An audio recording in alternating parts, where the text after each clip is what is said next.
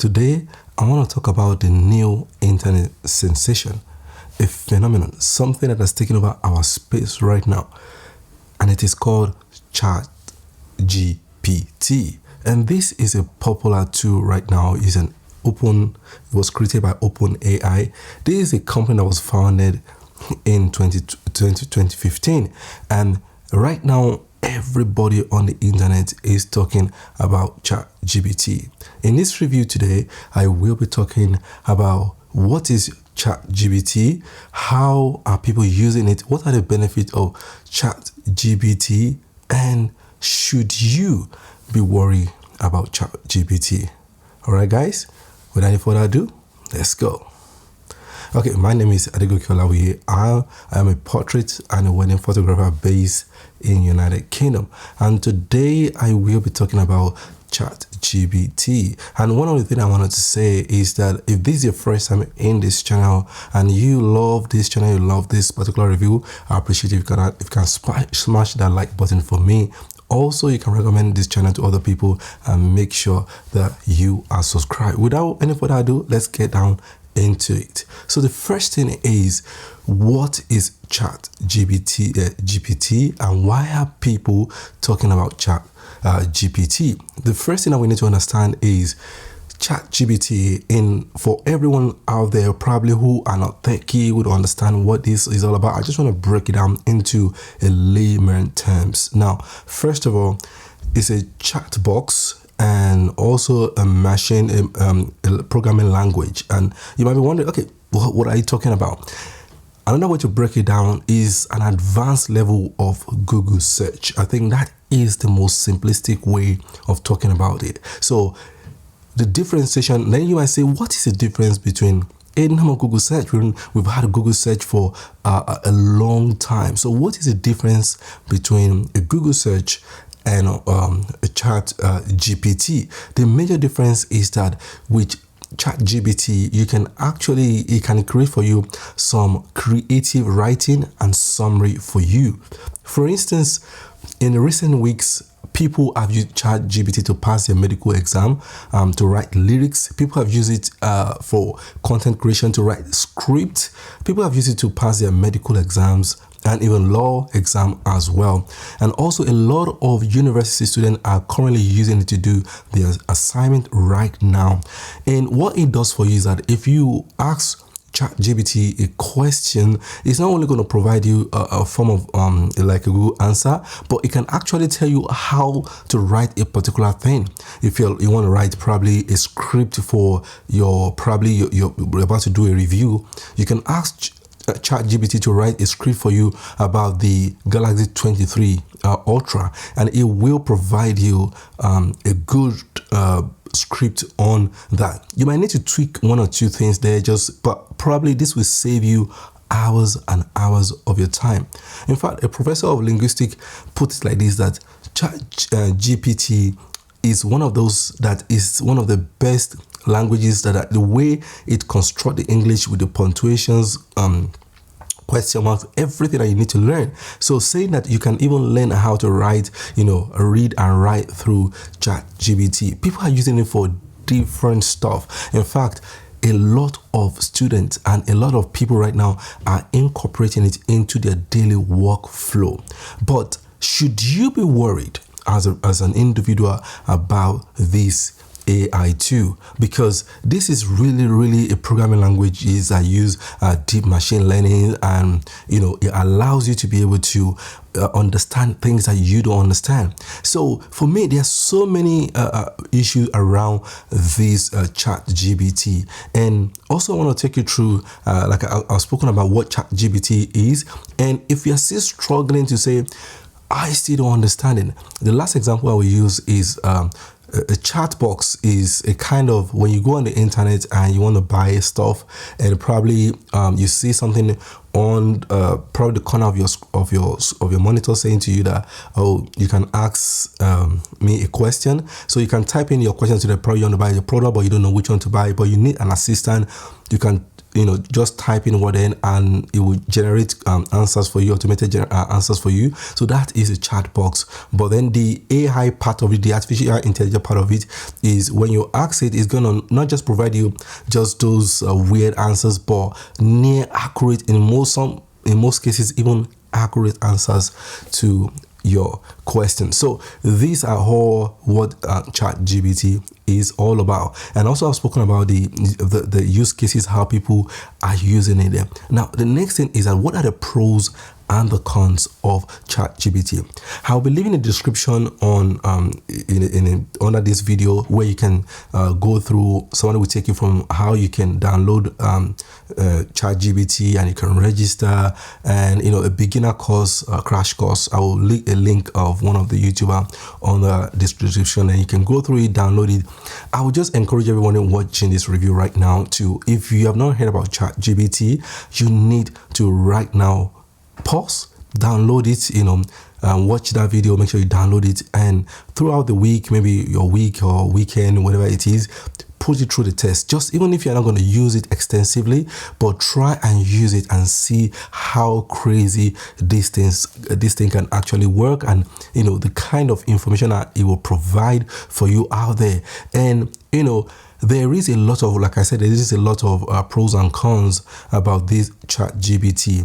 One of the things that we also need to understand is that the people behind this is, like I said, is an OpenAI, which is the company called OpenAI, which was co-formed by Elon Musk in 2015. But however, in 2019, Microsoft invested about $1 billion into this company.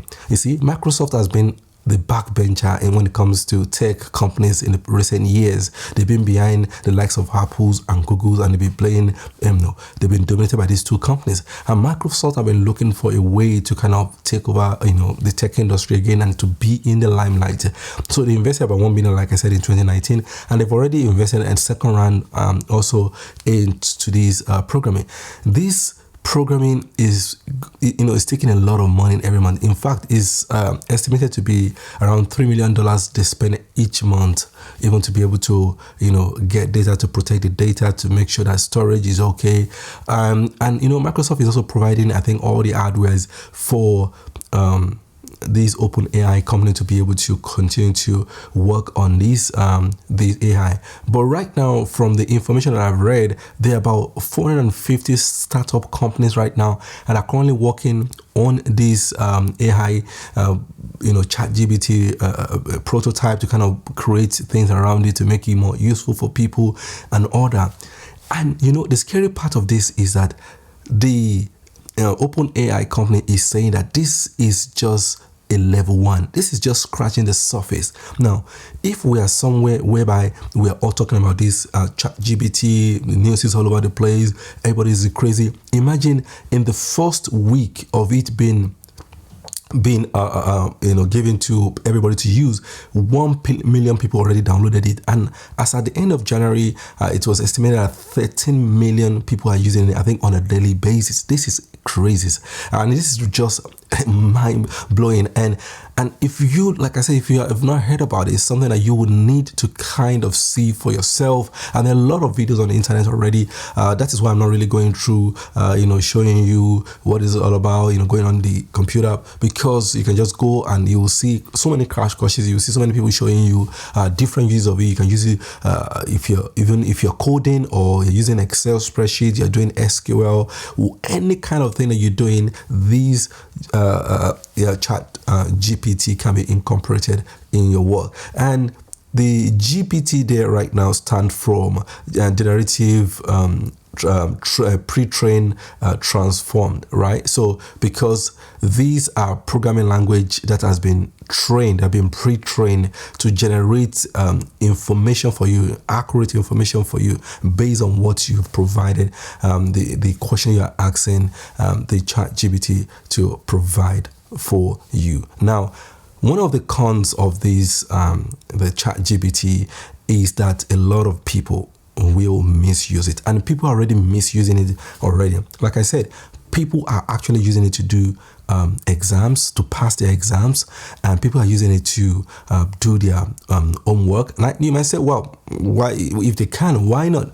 But what that leads to is that people probably more lazy not to kind of work towards things. They just find this thing helping them to kind of do their work and providing them all the answers. So, a lot of university right now, they already ban chat GPT and asking even so to do some handwriting to be able to make sure that they are the one actually doing their work. They are finding different ways around it to make sure that people are not just using this and using this to cheat, just do things that they are meant to do by themselves. But right now, it's only chat GPT that they are using. And this is something that is of a negative thing. The second con to this is I feel like this is going to also affect employment.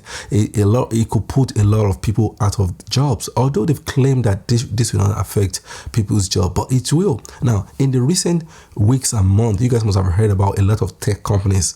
These tech companies are making good money, but they are doing a lot of job cuts. Spotify, Google parent company, which is Alpha, all of them are cutting, and so many other are cutting jobs. And these are not, we're talking about 12,000, 6,000. A lot of jobs are out there. They've been cut. It's only Apple that have not been able to do this layoff recently. So this is mind-boggling when all these big tech companies are cutting jobs, and other companies are really cutting jobs, and they are struggling. There are so many companies that I've seen in the last 2 years after the pandemic, who are really struggling, and they've closed down due to maybe different issues. Now, what I keep saying to people is, a lot of people were happy, collecting money, earning big money, where they're, doing automation, creating artificial intelligence in their organizations and all that. That is good. But on the flip side of it, on the negative side of it, this will lead to job losses, because once you automation means that you are automating your work to make sure that you make it more simpler, more concise, and in such a way that it's more AI generated works. So why will a company need 10 people? I recently bumped like around a year or two ago, I walked into my bank. I mean, in this banking hall, every time I go there, it's always busy. You're going to find like maybe 50, minimum of like 20 or 30 customers in there trying to do different things on the counter or different queries. Now, that last time I went into that bank, there were only 2 people working there, and I was asking one of the guys, the guy that was answering me now, trying to help me to use the machine there.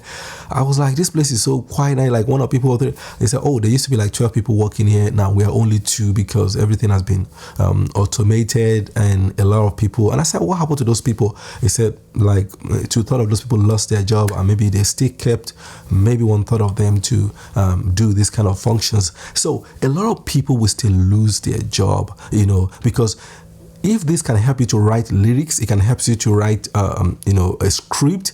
I mean, if you employ maybe 1 or 2 people to help you write a script, and now you have a ChatGPT to help you generate those same script, in fact, writing much better, which you only need one few tweak here and there. So I do not see the need for you to employ 2 people to help you do the same job, because you might probably keep someone and let someone go, but that gradually start to lead to people losing their job. And this is where I think we all need to be worried and not to be worried.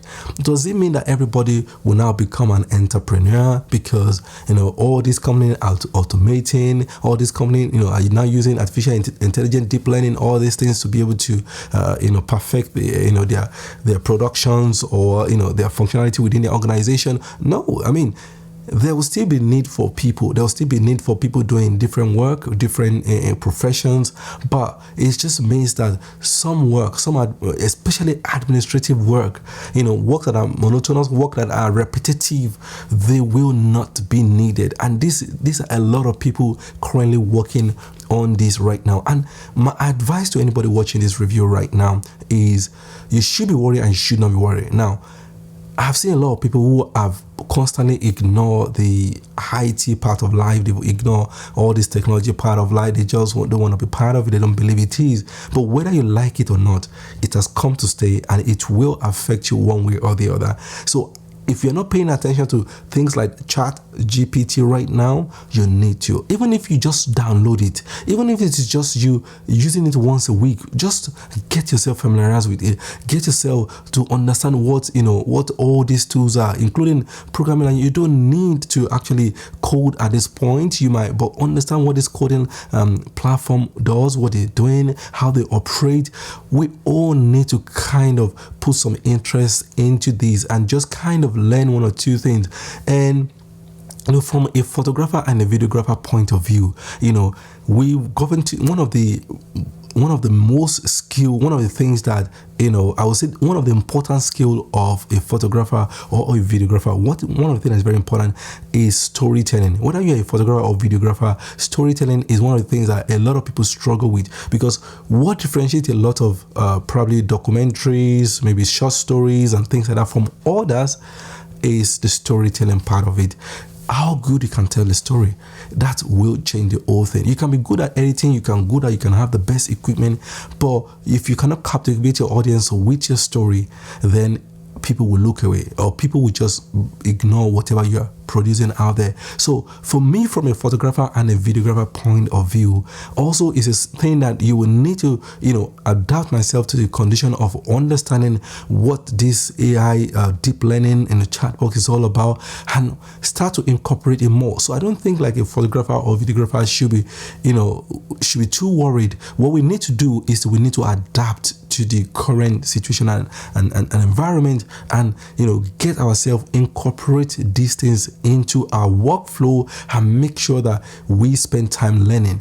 All this require is that you have to dedicate some time, whether you are a plumber, whether you are a doctor, whether you're an engineer, whatever you are, whatever you're doing, you need to start to understand what AI, artificial intelligence, deep learning, programming language, or what all these things are all about, and we start to need to incorporate them into our workflow. I've talked about the pros while I was talking, because pros are like of this chat GPT is that it saves times, it helps your productivity, it allows you to produce more accurate data and things like that. So there's a lot of pros to using the ChatGPT, and I've also talked around the negativity, the cons around this ChatGPT. I've also talked about what it's all about and how people are using it as well. Right, that is all I have to share today, and I just think that everyone needs to pay more attention